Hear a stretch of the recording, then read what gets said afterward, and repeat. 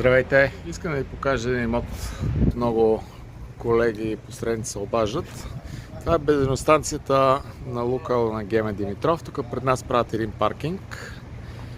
И това е професор Георги Златарски, уличката номер 3. Това представлява, това е било офис на времето, в момента е пригодено за живеене. Само ще направим една бърза разходка. Така, това е едно празно свободно помещение, което би могло да се използва за офис. Навътре е всекидневната, относително просторно, цялото около 50 квадратни метра, и от дъното има още един санитарен възел.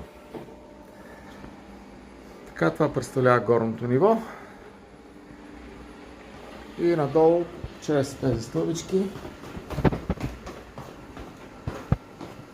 отиваме в още една всекидневна. Долното ниво е малко по-просторно, около 70 квадратни метра. Представлява малко складче, което е под стълбището.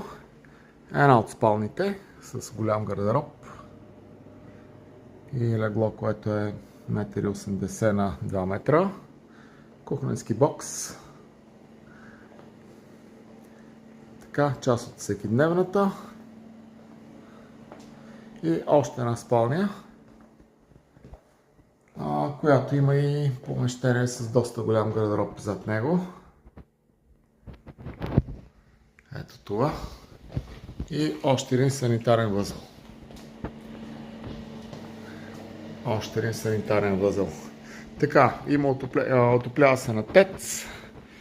Имаме топла вода. Отгоре е решено отоплението е решено с климатик 24, който е напълно достатъчен за горното ниво.